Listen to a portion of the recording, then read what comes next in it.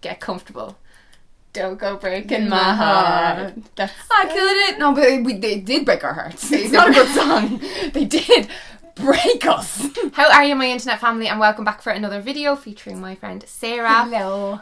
We've done a couple of videos together before on bisexuality and stuff, but today our collabs are going to be a little bit more sad. It's gonna get real. Yeah, real. One thing I noticed recently under a lot of my videos, anytime my boyfriend was mentioned or featured, there was comments from people who are going through breakups. And Sarah and I have known each other since we were really young, and we were friends through each other's first really brutal breakup. Mm-hmm. Yeah, first heartbreak. So this video is about things we've learned from our first big breakup. And on my channel we're going to be doing friends with exes and whether it's a good or a bad idea. Yeah, like pros and cons. So I'll link that one down below. But yeah, get nice and cozy for this one. Every now and then I get a little bit lonely and you never come around. Turn around. Your first time breaking up with someone who you really love is traumatizing. Yeah. Everything is so intense, like everything is so heightened, and because you've not done it before, you literally don't know how you're going to get through it at all. You think there's no light at the end of the tunnel, and you're like, you're never going to get over this, and you're never going to be better, and it's like, this is just the worst thing. What age were you when you and your first big love was Keith? His name was Keith. He's our friend. Keith, hello. He's probably going to watch this. Yeah, hello. yeah. We were 17 when we broke up. Okay. So I was only... Oh God, you broke up when you were 17. Like I went into my first serious relationship at 16 and we broke up between 19 and 20. But the catch with that one was that the breakup took a year because we just kept breaking up and then meeting up and on, doing the things. That sounds awful. I mean, like, the things. That sounds fun. But, just like a year of trying to break up with someone. Yeah, that was lesson number one. Breakups are not always... sit down conversation like this is over now. The breakup routine for everyone is really different, I think. What way was it with you guys? It was, I felt like we knew that something wasn't right because I remember little info that things weren't going right, so I was like, I'm going to spice things up a little bit and I'm going to take a picture of myself naked and give it to him. That was my thing. I wanted I wanted to spice things up or whatever, and I remember I'd taken the picture or whatever and we were going to a party that night, so I wanted him to come over to my house first and we'd walk over together and I'd show him the picture, but then he says, I'm going over with a friend, we can just walk over with him, and I was like, I don't want to show him this picture, but I was like, okay, fine. I couldn't even print it out anyway because my ma's printer wasn't working, but anyway, so then we went to this party and he was just off me all the time. And then I was like, okay, maybe I'll tell him about the picture and that'll be like enough to kind of even get him a little bit excited.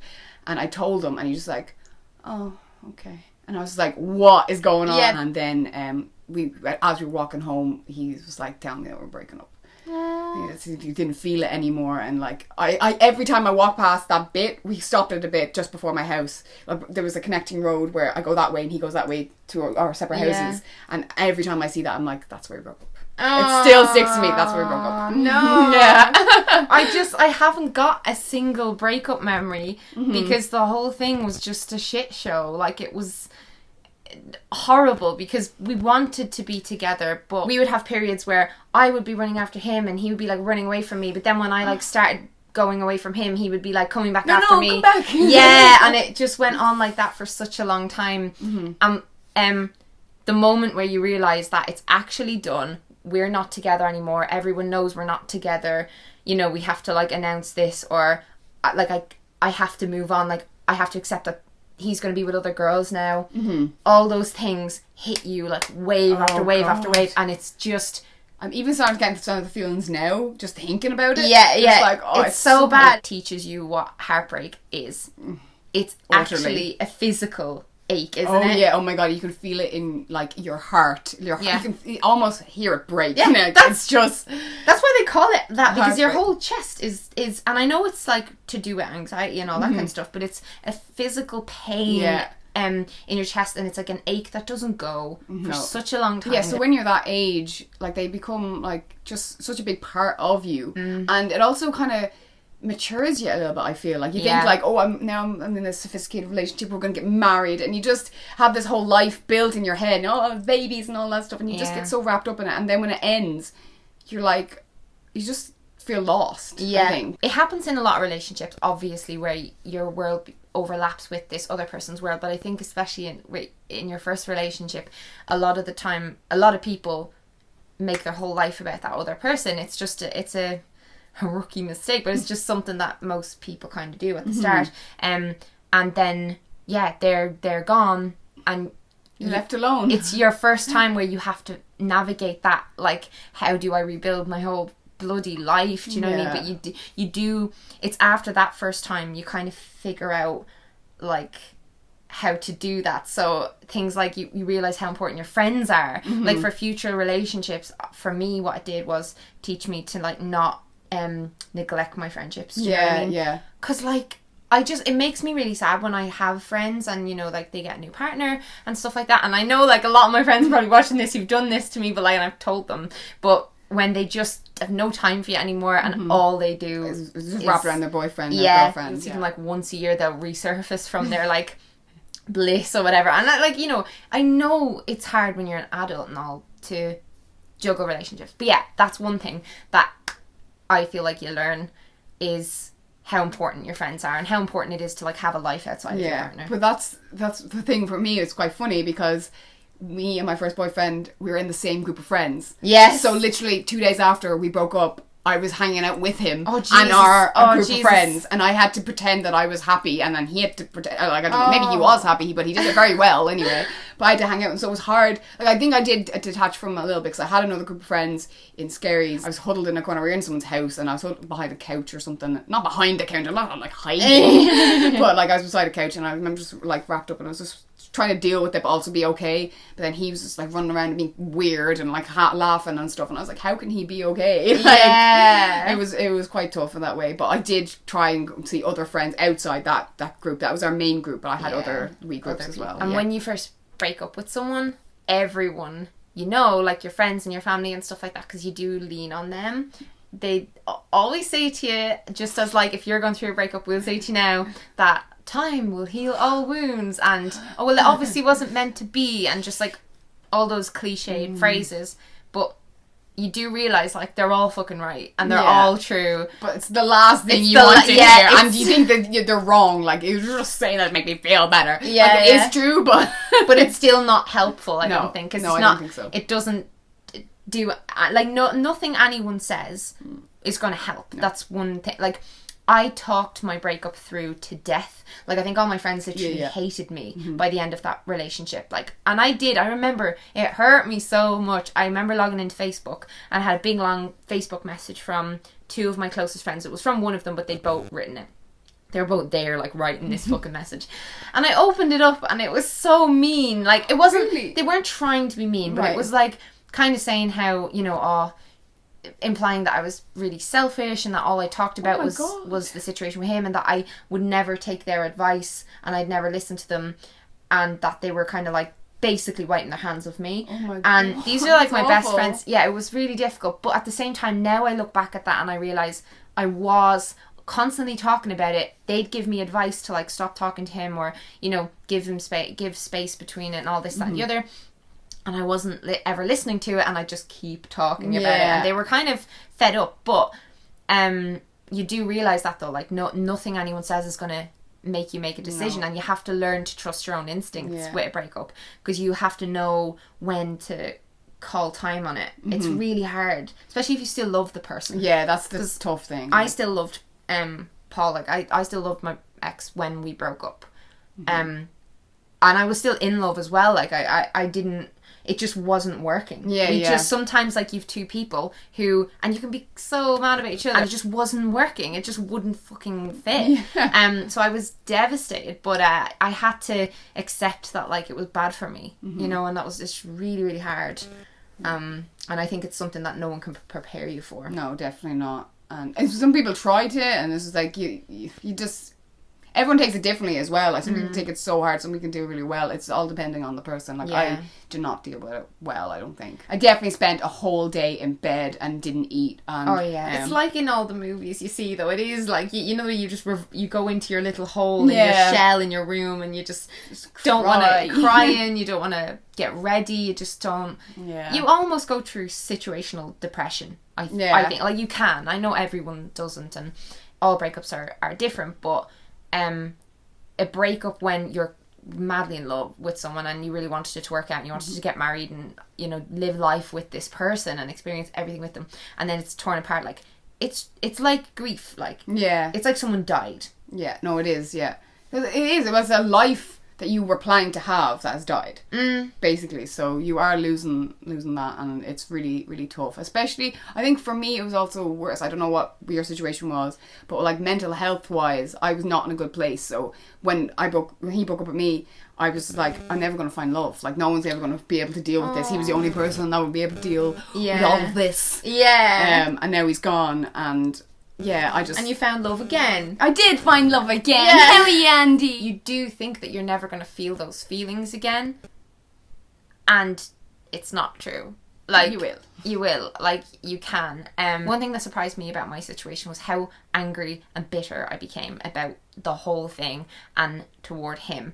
Like, things I said about him and the way I behaved during certain fights that we had and stuff like that. Like, I didn't know myself. Like, some really bad sides of me came out that were just ugly. Like, and it's been kind of bad in other breakup-y situations. The first time was so much worse because I just didn't. You just come out like this fucking alien monster thing. Like, just. Oh, you haven't learned from a different breakup to say like, oh, maybe I shouldn't be like this, or I shouldn't act like that, or maybe I should be a bit more reserved. You just like let it all out.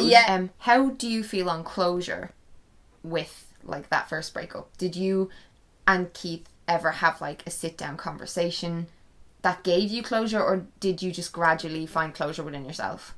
I don't really know. To be honest, I don't think I've had the proper closure that I think I deserve. And this is actually something I want to do. I want to do a confronting an ex video with him, and he said he's okay with doing that, so we might do that at some point. But just to sit down and properly talk about it, because we obviously had the breakup, and we didn't fight when we were breaking up. We weren't that kind of couple. We never really fought. We kind of just, if we ever had an argument, it was a sad. So we had that little discussion or whatever, and all I got from really was I'm just not feeling it anymore, and I probably did pry a little bit at what happened or whatever, but we were drinking and all that stuff. So, you know, I got bits of whatever, but I've never actually then, since, you know, having a bit of space and obviously years have passed, but sit down and actually talk, like, what was it? And, you know, and he'd be more open to saying exactly what it was, because we're not in that place anymore. And he doesn't want to, like, it doesn't care, it doesn't matter what he says to me, because we've both moved on and whatever, and it won't hurt me.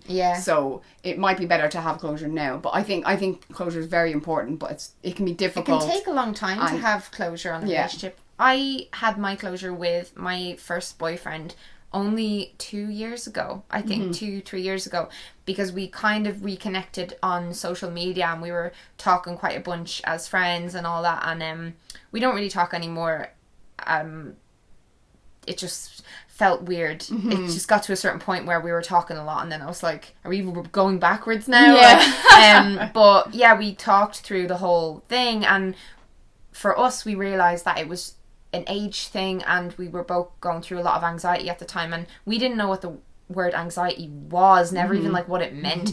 No one talked about mental health back then. The two of us were constantly having panic attacks during fights and stuff, and we both thought we were nuts. Like, I hate saying that, I'm not trying to use language that's not appropriate, but we both thought we were just mad.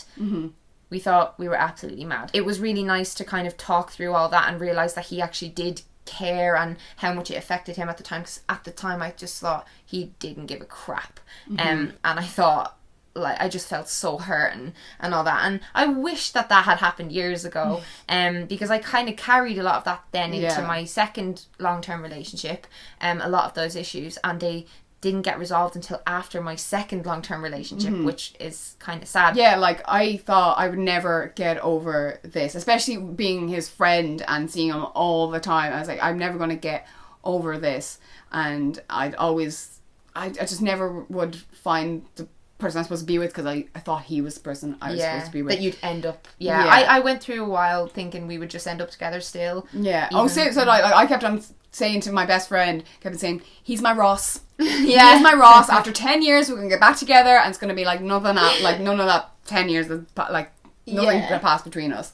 But then later on, I think I was talking to my best friend again a few years later, and she goes, no, he's not your Ross, Sarah. He's your Robin from How I Met Your Mother.